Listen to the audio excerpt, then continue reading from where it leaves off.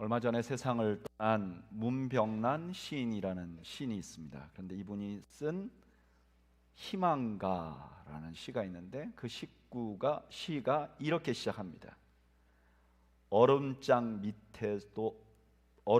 밑에서도 고기는 헤엄을 치고 눈보라 속에서도 매화는 꽃망울을 튼다. 오늘 우리가 읽은 본문이 바로 그와 비슷한 메시지를 우리에게 주고 있습니다. 오늘 본문의 배경은 이래요. 21장이 시작할 때 나봇이라는 사람이 등장을 합니다. 이 나봇은 이스라엘 평지에 큰 포도밭을 가지고 있었어요. 이스라엘 전체 지형도에서 가장 비옥한 지역이 어디냐라고 말하면 이스라엘 평야예요. 가보면 진짜 비옥한 평야예요. 그래서 이런 복된 땅을 조상 대대로부터 물려받은 이 사람은 소위 오늘날로 말하면 금수저인 것이죠. 복을 타고난 거예요. 그런데 안타깝게도 아합 왕 때 이 사람의 땅이 아합 왕의 왕궁 주변에 있었고 아합 왕이 그 땅을 탐내기 시작합니다. 아합이 생각하기를 저 땅에다가 좀 채소를 심으면 우리 왕국에서 먹을 것 걱정 안 해도 되겠다, 이런 생각이 듭니다. 그래서 그 나봇에게 이렇게 말해요. 내가 그 땅을 사고 싶다. 돈은 얼마든지 넉넉하게 쳐주겠다. 만약에 내가 돈으로 달라면 돈으로 줄 것이요, 돈이 아니라 다른 대지로 달라고 하면 다른 땅을 주겠다. 당연히 성사될 만한 거래를 요청한 거예요. 그런데 그 제안에 대한 나봇의 반응이 어떠냐? 열왕기상 21장 3절에 이렇게 말해요. 나봇이 아합에게 말하되 내 조상의 유산을 왕에게 주기를 여호와께서 금하실지로다 하니. 나봇은요, 이 엄청난 제안, 좋은 제안을 거절해 버립니다. 왜 거절하느냐? 그렇게 하는 것이 하나님이 원하는 게 아니라는 거예요.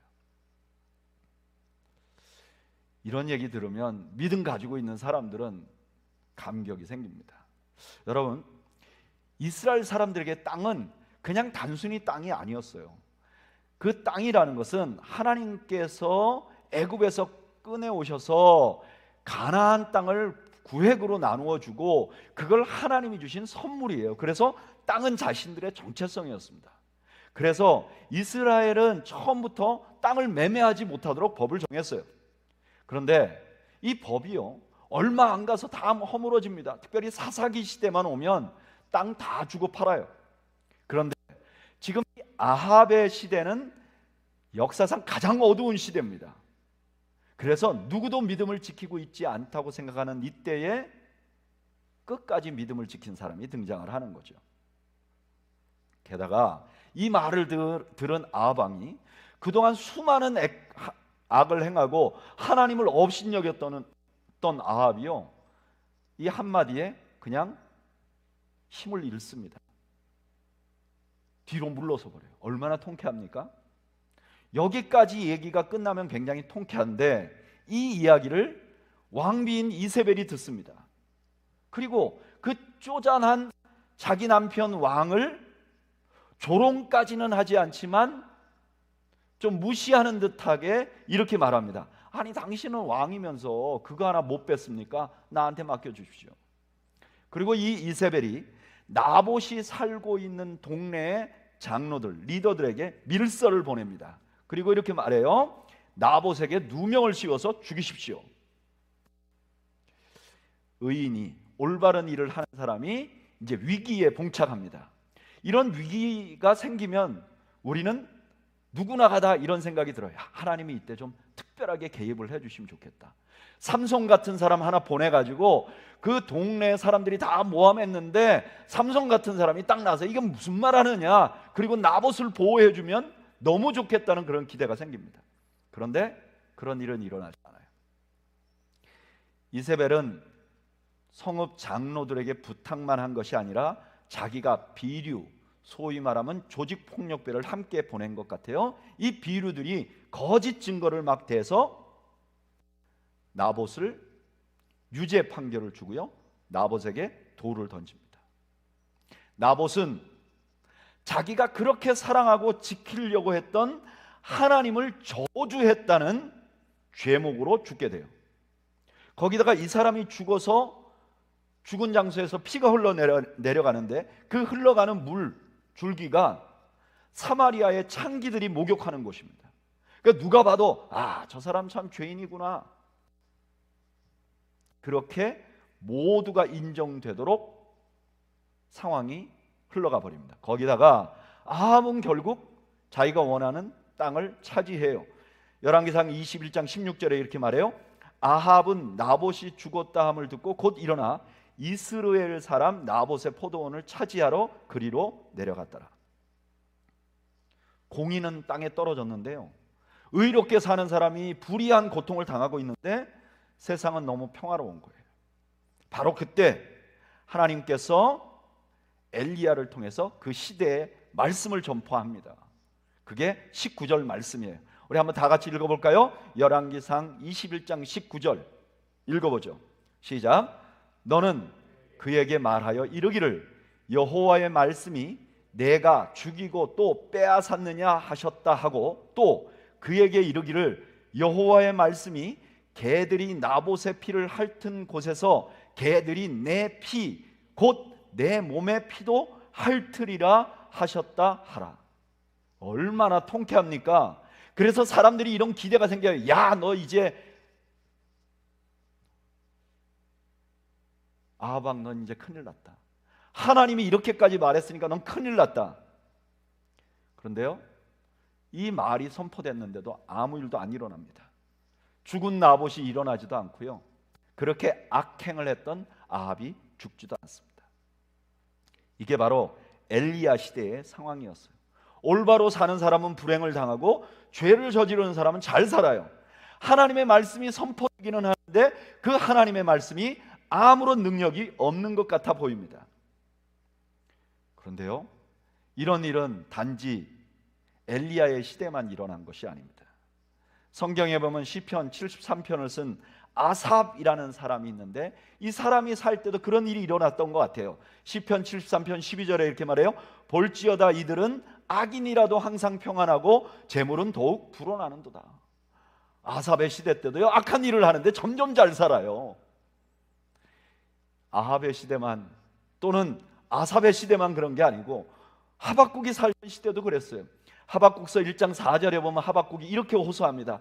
이러므로 율법이 해이하고 정의가 전혀 시행되지 못하오니 이는 악인이 의인을 애워쌌으므로 정의가 굳게 행하여 지민이이다. 여러분, 이런 관점에서 보면 우리가 살고 있는 시대도 비슷한 것 같아요. 올바로 살려고 하는 사람이 불행을 당하기도 합니다. 다른 사람에게 피해를 주고 말이죠, 다른 사람을 힘들게 하는 사람이 잘 살아요.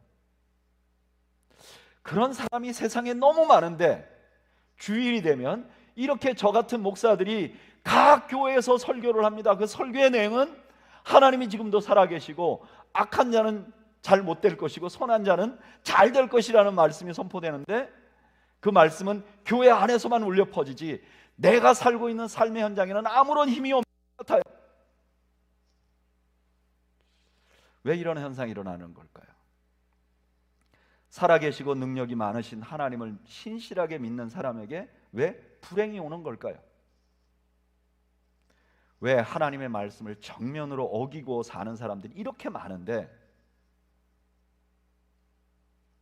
왜 하나님의 말씀은 힘이 없는 것 같이 보일까요? 그 대답을 오늘 본문이 주는 거예요. 여러분, 첫 번째 그 대답은 저를 따라 하시죠. 우리의 믿음은 우리가 불행을 피하도록 만들어주는 것이 아니기 때문입니다. 여러분, 우리가 가진 믿음은 우리가 불행을, 이 믿음이 가지고 있으면 불행이 우리를 피해가도록 만들어주기 위해서 가지고 있는 것이 아닙니다. 너무나 많은 사람들이 우리가 믿음을 가지고 있으면 불행을 피할 수 있는 것처럼 생각합니다. 왜 이렇게 생각하느냐? 우리가 매번 주일날 올 때마다 그런 식의 말씀을 듣기 때문에 그래요. 여러분 보세요. 요셉은 하나님의 말씀대로 살았습니다. 그랬더니 감옥에서 벗어나 총리 대신이 됐습니다. 여러분, 다니엘을 보세요. 하나님을 열심히 섬겼더니 불물불 가운데서 벗어났습니다. 여러분, 예수님의 제자들을 보세요. 예수님 앞에 기도했더니 풍랑에서 잔잔해지고 풍랑에서 살아왔습니다. 그런데 사실 여러분, 이것은 절반의 진리입니다. 요셉은요, 총리 대신으로 성공했지만 그러나 요셉의 후손들은 애굽의 노예가 됩니다. 다니엘은 풀무불에서 벗어났지만 여전히 포로 생활을 합니다.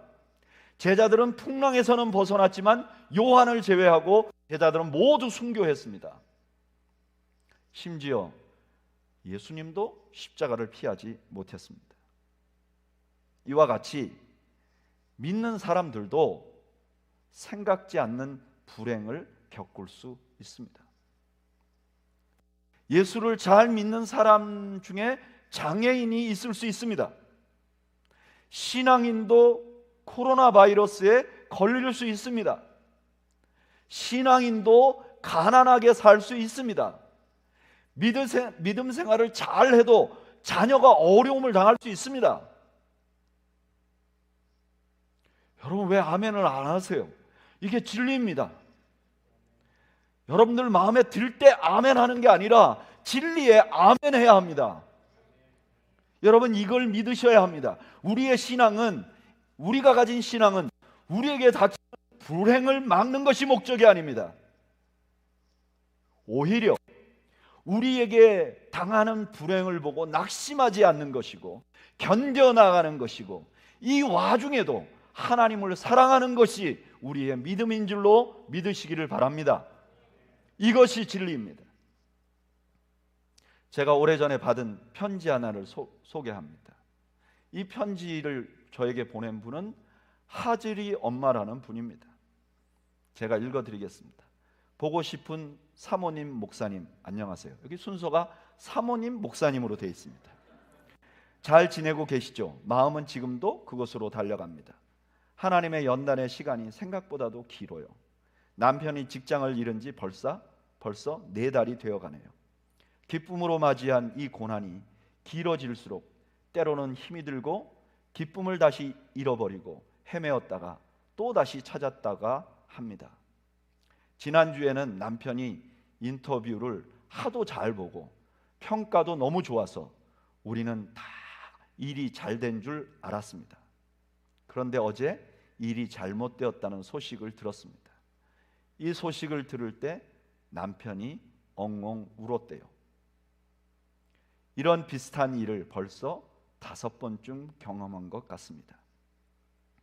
목적이 이끄는 삶 40일 책을 공부하면서 이 힘든 시간에 내가 그리스도인으로 살면서 착각했던 많은 것들을 깨닫고 있습니다.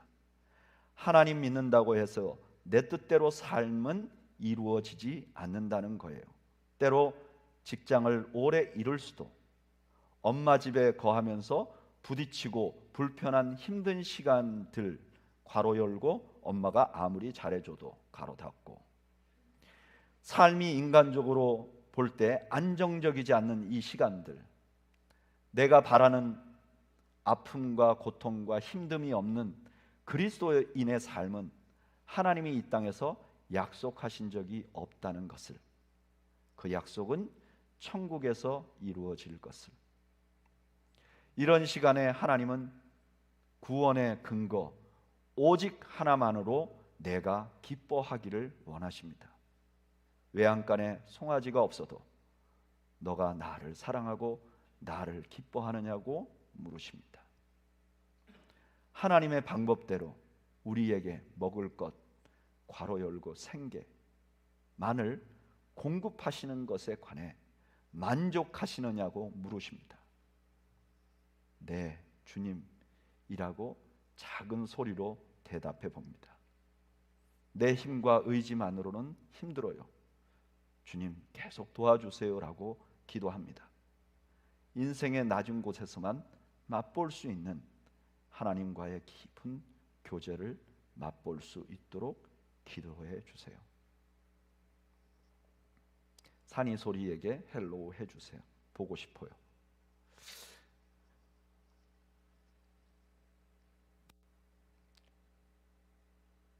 우리의 믿음은 우리에게 불행을 막는 도구가 아닙니다. 속지 마십시오. 그러면 이런 생각이 듭니다. 만약 그렇다면 우리가 믿음을 갖고 있다는 게 우리에게 뭐가 유익하죠? 믿음 가지고 있으면 이 땅을 살아가는데 뭐가 유익하죠? 다시 본문으로 돌아가 보죠.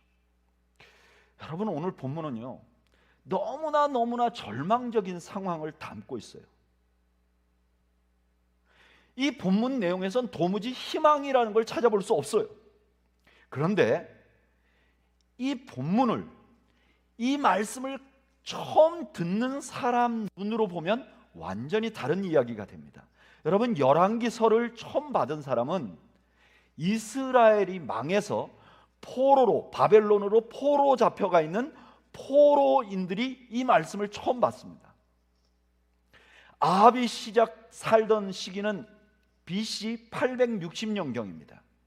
유다가 망한 것은 BC 598년입니다. 그러면 이 편지를 이 열왕기서를 처음 받는 사람들은 아주 짧게 잡아도 이 일이 일어난 지 300년 후의 사람입니다. 이 일이 일어난 지 300년 후의 사람은 모두가 아합의 최후를 다 알고 있어요. 이 말씀을 알기 전에 사람들은 아마 아합의 최후에 대해서 의문을 가졌을 거예요. 여러분, 아합이요, 괜히 전쟁 나가서 죽었어요. 그러니까 역사적으로 이렇게 생각하는 거죠. 300년 전에 아합이라는 왕이 그 애굽하고 전쟁할 때 왜 나갔을까? 누가 봐도 안 나가야 되는 전쟁에 그 사람은 왜 나갔을까? 그리고 이 사람이 전쟁터에서 죽었는데 사마리아 성에 와서 그 시체를 닦았는데 거기가 왜 하필이면 창기들이 목욕하는 곳이었을까? 왜? 그 아합 뒤로 반란을 일으킨 예후가 아합의 집의 모든 가족과 그와 가까이 한 사람을 다 몰살시켜 버리게 되었는가? 왜? 아합의 왕조가 망할 때 아합의 부인 이세벨이 죽었는데 그 시체를 찾지 못했을까? 이 사람들은 이해를 못했어요. 그런데 이 사건이 주어지는 장면으로 그것을 보면 대답이 나오는 거예요.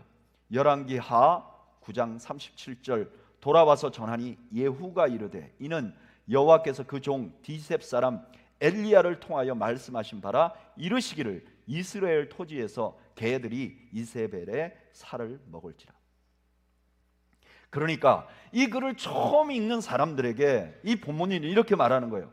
여러분, 세상이 아무리 어두워져도 하나님의 말씀은 살아있습니다.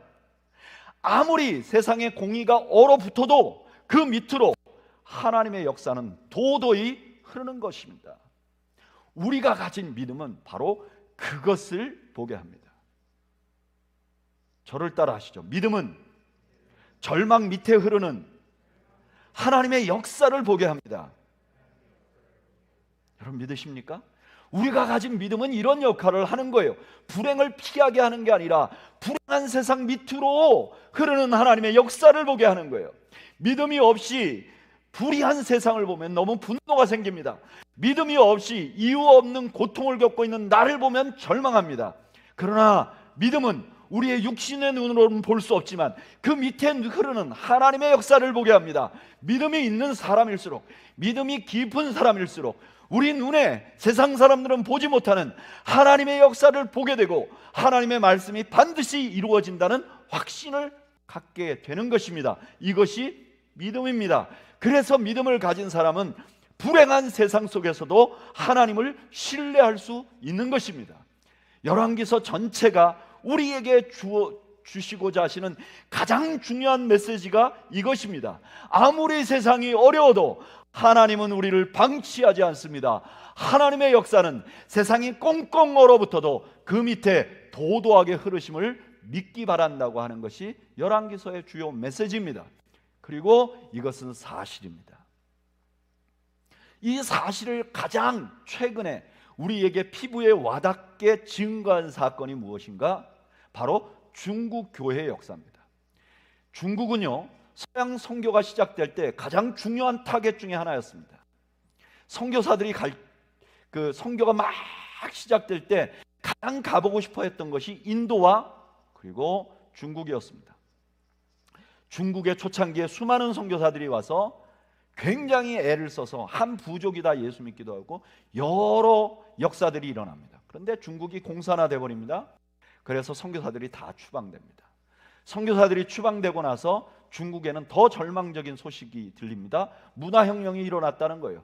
그래서 이거는 종교일 뿐만 아니라 지성인들까지 다 죽인다고 말합니다. 서양 선교사들은 선교본부에서는 이제 중국의 그리스도인들은 말살됐겠구나 생각을 했습니다. 이제 중국에는 교회만 없어진 게 아니라 그리스도인이 한 명도 남지 않을 것이다 라고 생각을 했었습니다.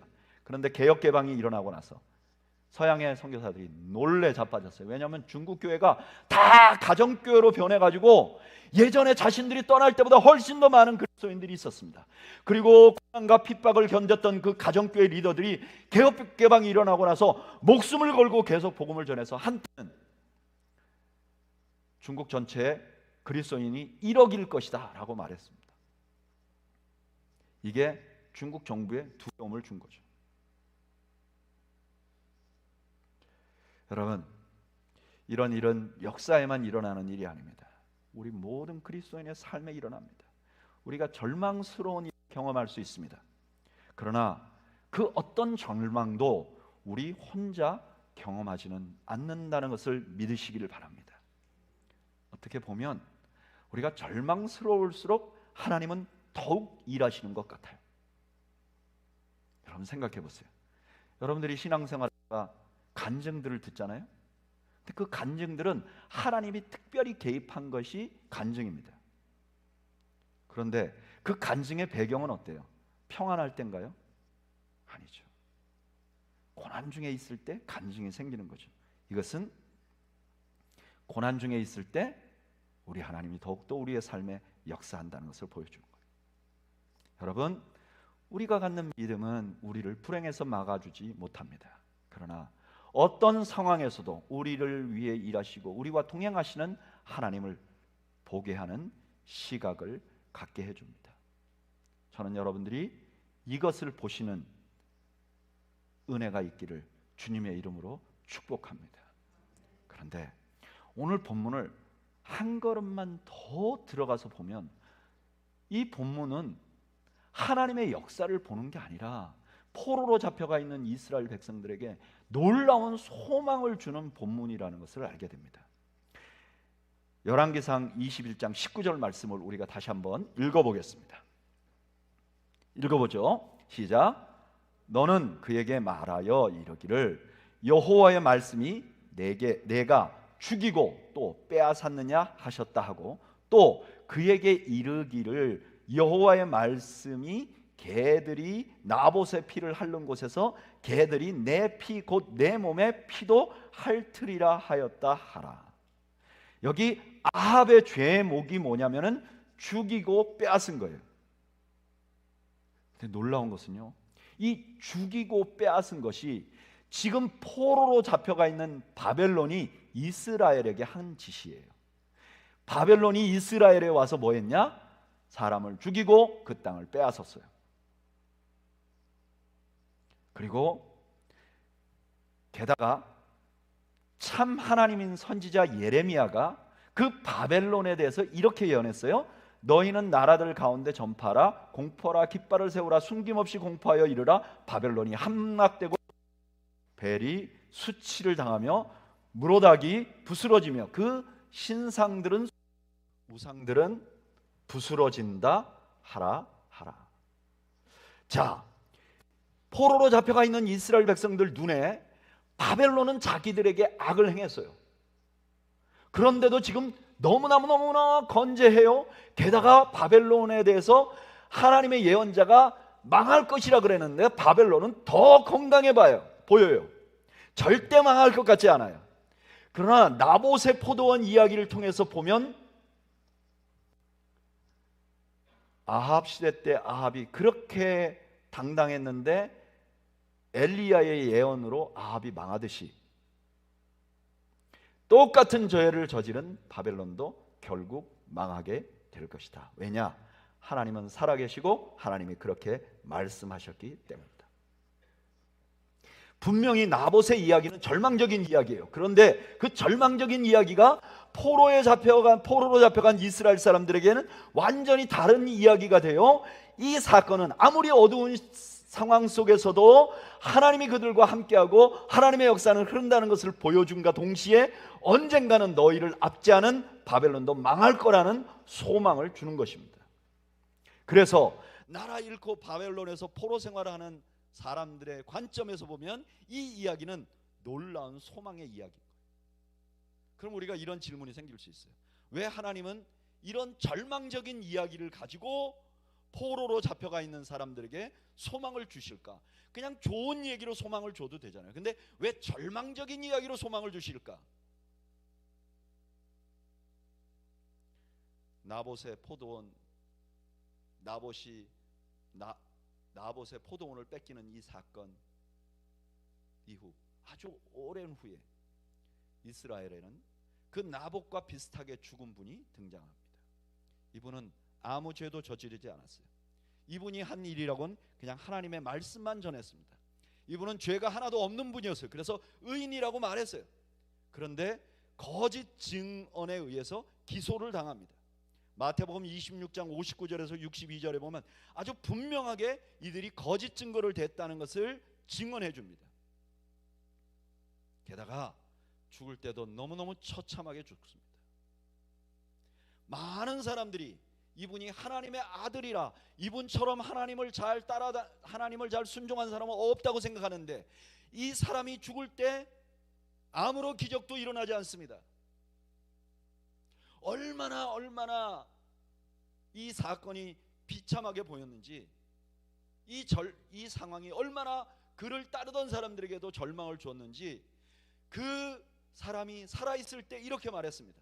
인자가 많은 고난을 받고 장로들과 대제사장들과 서기관들에게 버림받아 죽임을 당하고 사흘 만에 살아나야 할 것을 비로소 그들에게 가르치시되, 이분이 살아계시는 동안 내가 다시 살아날 거라고 말했는데 그 상황이 너무너무 절망적이었기 때문에 이분들이, 그 주변에 있는 사람들이, 모든 사람들이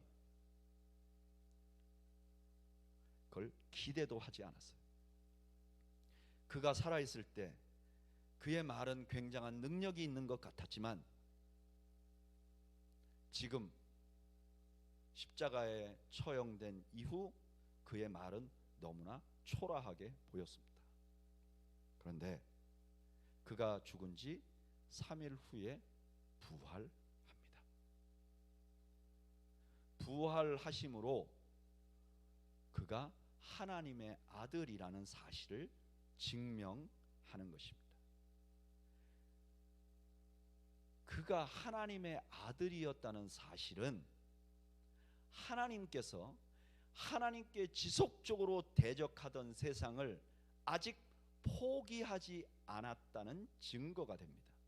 그리고 그 하나님의 십자가에 달렸다 부활하신 분이 하나님의 아들이었다는 관점으로 구약 성경을 보면, 그 전에 그분을 빼고 구약 성경을 보면 이스라엘이 버림받았다는 이야기인데, 이분의 관점에서 구약 성경을 보면 하나님이 이 세상을 한 번도 포기한 적이 없고 그 하나님께서는 하나님의 백성들을 구원하기 위한 구속의 역사를 계속 이어오고 있다는 관점으로 세상이 바뀌기 시작합니다. 다시 말하면 그분이 하나님의 아들이었다는 관점으로 세상을 보면 하나님은 한 번도 이 세상을 포기한 적이 없다는 것을 알게 됩니다. 그리고 이 십자가와 부활은 그분을 믿는 믿음을 가지고 살아가는 모든 자에게 소망을 주는 사건이 됩니다. 고린도후서 1장 9절에 이렇게 말합니다. 우리는 우리 자신이 사형 선고를 받은 줄 알았으니 이는 우리로 자기를 의지하지 말고 오직 죽은 자를 다시 살리시는 하나님만 의지하게 하심이라. 아멘. 아주 절망적인 상황에서 십자가를 바라보면 주님을 부활하신 부활시키신 하나님을 더욱더 의지하게 만드는 것이라는 거예요. 그러니까 지금 이 나봇의 사건은 지금 이 예수 그리스도로 인하여 생길 사건을 믿음으로 받아들이기 좋게 그림자로 보여준 구약의 희미한 사건이라는 거예요. 이 사건을 통해서 우리의 믿음을 보면, 우리의 믿음은 어떤 믿음이냐? 우리의 믿음은 가장 절망적인 사건을 통해서 하나님을 신뢰하고 소망을 갖는 것이 우리의 믿음이에요. 저를 따라 하시죠. 우리의 믿음은 가장 절망적인 사건을 통해서 하나님을 신뢰하고 소망을 갖는 것입니다. 여러분, 우리가 믿는 믿음이라는 건 이런 거예요. 그냥 지금 세상이 어둡지만 하나님이 역사하고 계셔, 이렇게 막연하게 생각하는 게 아니에요. 우리의 믿음은 그 하나님의 아들 예수 그리스도가 십자가에 달려 죽고 부활하신 사건을 보면서, 그래, 저렇게까지 하는 거 보니까 하나님이 우리를 버리지 않았어. 저렇게까지 하는 거 보니까 그 죽은 가운데서 부활시키신 그 하나님을 보니까 나도 이 절망 속에서 소망을 갖게 돼 하고 말하는 것이 우리 그리스도인들이 갖는 믿음이에요. 이것을 히브리서 11장이 너무너무 잘 보여줘요. 여러분, 히브리서 11장은 믿음장이에요. 그 믿음이 무엇인지를 설명해 주기 위해서 수많은 구약의 믿음 있는 사람들을 등장시켜요. 근데 그 11장 믿음장이 다 끝나고 나서 히브리서 12장, 그러니까 히브리서 11장 믿음장이 끝나고 그 다음 장으로 넘어가는 첫 번째 부분에서 뭐라고 말하는가? 장은 성경이 나눠놓은 게 아니에요. 우리가 편의상 나눠놓은 거니까 히브리서 11장과 12장은 연결되어 있는 거예요. 11장 이야기, 믿음이란 무엇인가, 믿음 가진 사람은 어떻게 사는가를 다 설명하고 나서 히브리서 12장 1절에서 2절까지 이렇게 말해요. 우리 다 같이 한번 읽어보겠습니다. 읽어보죠. 시작. 이러므로 우리에게 구름같이 둘러싼 허다한 증인들이 있으니 모든 무거운 것과 얼매기 쉬운 죄를 버리고 인내로서 우리 앞에 당한 경주를 하며, 이게 11장 전체를 요약한 거예요. 2절 읽어보죠. 시작. 믿음의 주요 또 온전하게 하시는 이인 예수를 바라보자. 그는 그 앞에 있는 기쁨을 위하여 십자가를 참으사 부끄러움을 개의치 아니하시더니 하나님이 보좌 우편에 앉으셨느니라. 아멘. 그 모든 구약의 믿음 얘기하고 나서 마지막으로 예수 그리스도께 집중하게 만듭니다. 특히 예수님의 십자가를 바라보게 만듭니다. 그러면 소망이 생기는 겁니다. 여러분, 이게 기독교의 역사의 흐름입니다. 기독교는 믿을 때부터 축복이 생긴 게 아니라 핍박을 받았습니다. 예수를 믿으면 고난을 당했어요. 믿음은 풍요를 주는 게 아니라 핍박을 야기하는 것이었습니다. 그런데 그때 이 사람들이 모두, 믿음을 지킨 사람들은 십자가의 주님을 바라봅니다. 예수님이 부활하시고 예수님이 승천하시고 예수님이 죽은 자를 살리시고 이런 게 아니라 십자가의 죽음을 바라봅니다. 십자가를 바라봅니다. 그런데 이상하게 소망이 생긴 거예요. 그리고 그들이 다시 일어나요. 이게 기독교 역사예요. 이게 기독교의 신비예요. 분명히 눈은 절망을 바라보는데 이상하게 소망이 생겨요.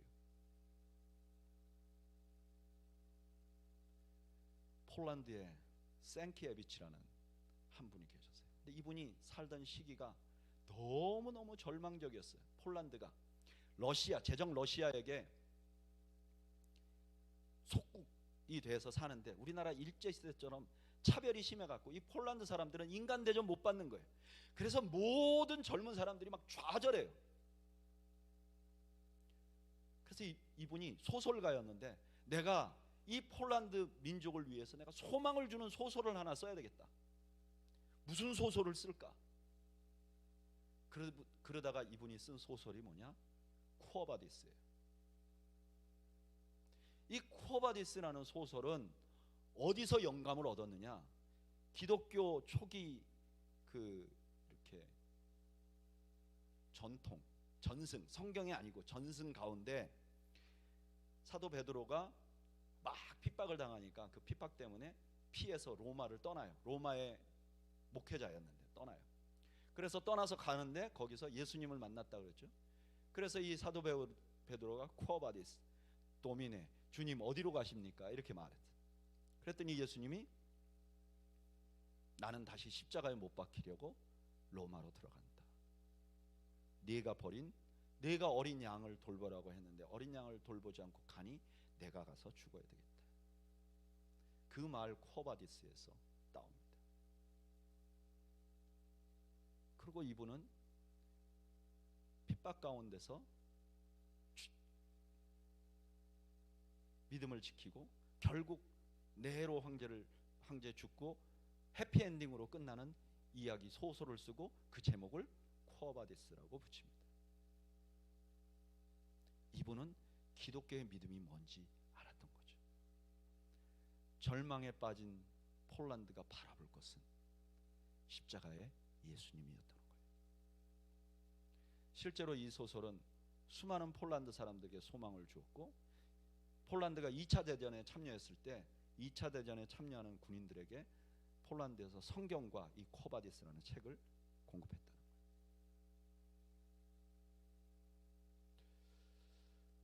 여러분, 기독교의 믿음은 고난과 절망과 내가 이해할 수 없는 일이 생겼을 때 십자가 앞으로 가는 것입니다.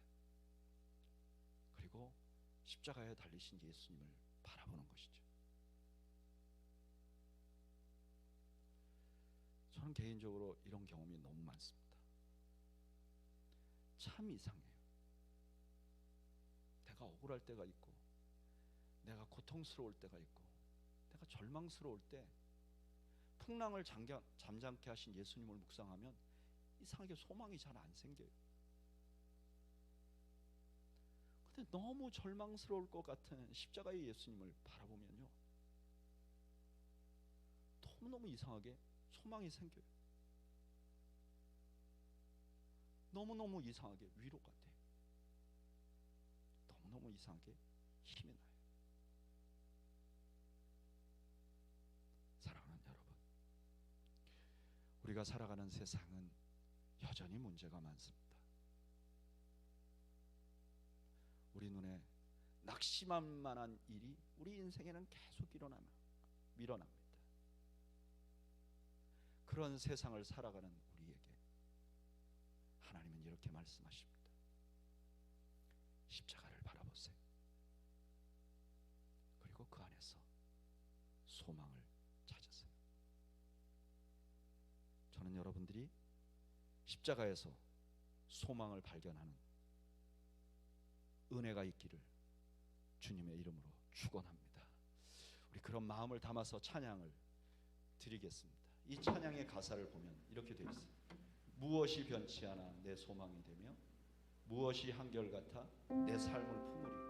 생각해보는 거예요. 내가 살아가다가 뭐가 변치 않아서 내 소망이 될 수 있을까?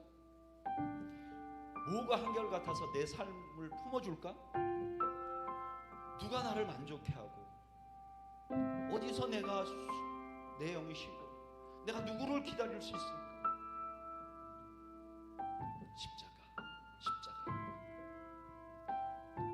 우리 이 찬양을 가사를 생각하면서 찬양을 드리겠습니다.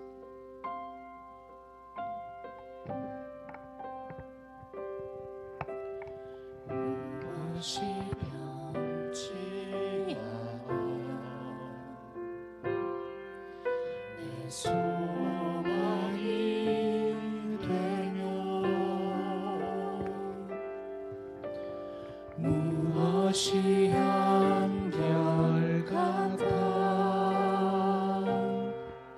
내 삶을 품으리. 그 누가 날 만족해 내 영이 쉬며 그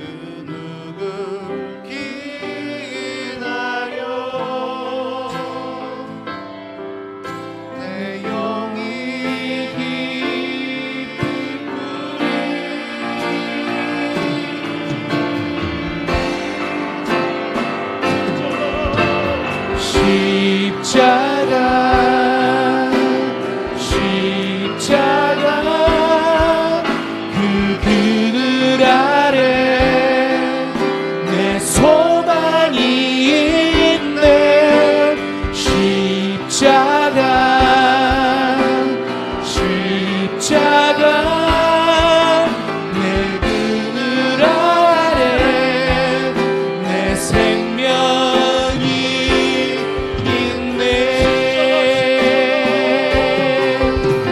십자가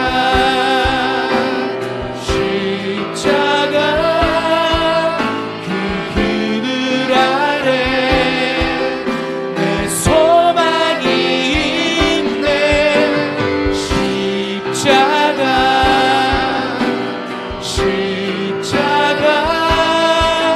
그 그늘 아래 내 생명이 있네.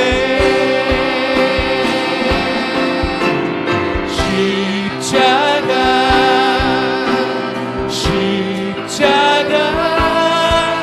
그 그늘 아래 내 소망이 있네.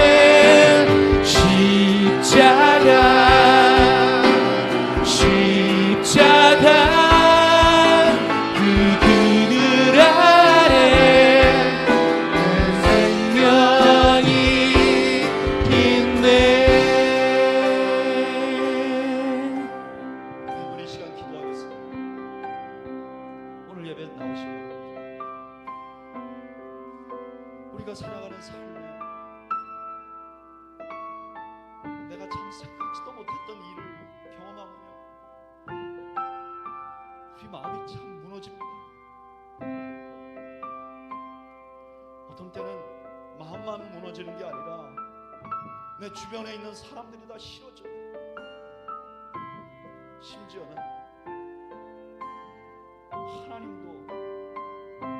하나님께도 섭섭해지는.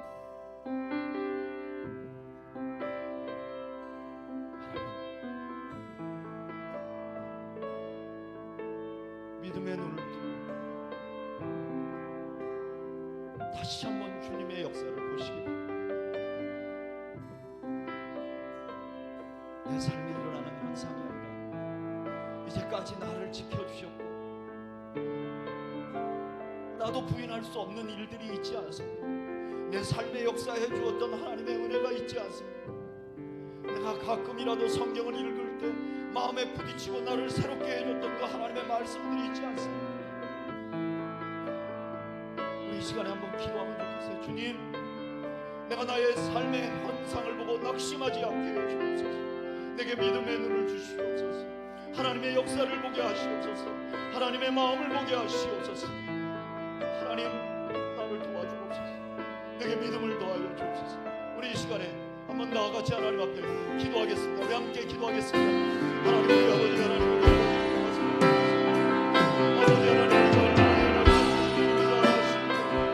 우리가 소란하다가 우리가 낙심할 일이 너무 많습니다. 아버지, 조금만 우리가 기대하지 않은 일이 있어도 우리는 낙심하고 원망합니다. 하나님, 우리가 세상을 바라보며 아버지 하나님, 내 믿음이 나에게 유행을 가져다 줄 것이라고 생각합니다. 그렇지 않을 때 낙심해버리는 아버지 하나님, 성경이 말하지 않는 믿음을 갖지 않게 하시옵소서. 아버지 하나님, 우리 하나님의 마음을 보게 하시옵소서. 성경의 역사를 보면서 하나님의 마음을 확인하게 하시옵소서. 아버지 하나님, 내 삶에 역사하신 하나님의 은혜 때문에 하나님, 내가 하나님을 신뢰하게 하시옵소서. 하나님, 내게 믿음의 눈을 더하여 주옵소서. 내가 나의 삶을 내 눈으로 보지 않게 하여 주옵소서. 아버지 하나님, 하나님의 마음을 보게 하시옵소서. 하나님의 은혜를 보게 하시옵소서. 하나님, 절망과 무너지고 하나님의 역사를 보게 하여 주옵소서. 절망 속에서도 나와 함께 해주시옵소서. 그 하나님을 발견하게 하여 주옵소서. 아버지 하나님, 아버지 하나님, 주님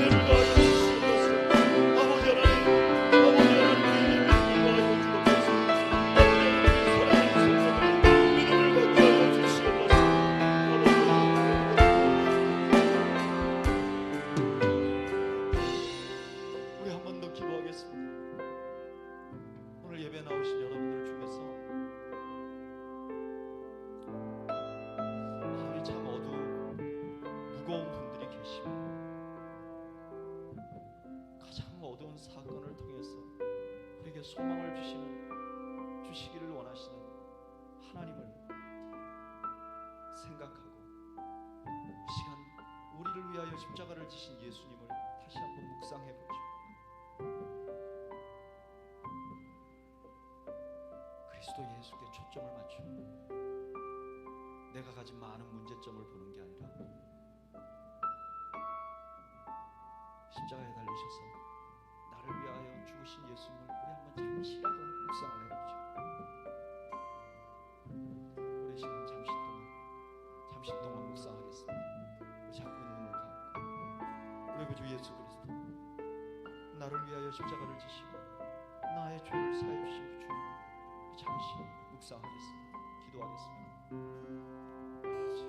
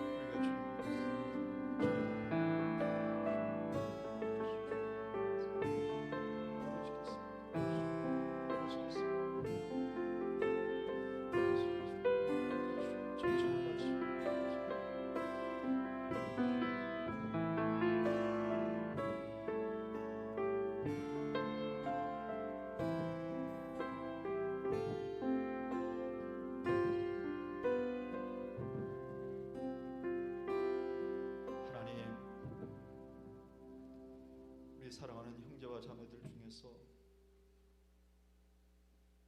중년의 무거운 인생의 짐을 지고 가며 힘겨워하는 형제와 자매들이 많이 있습니다. 예수님 때문에 소망을 갖게 하여 주시옵소서.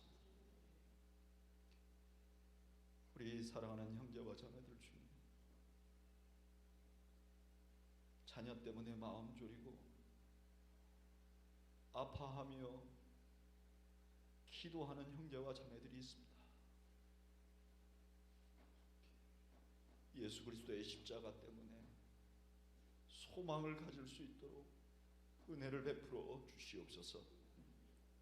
하나님, 우리 사랑하는 형제와 자매들 중에서 자신의 육체의 연약함 때문에 혹은 주변에 육체적으로 연약한 것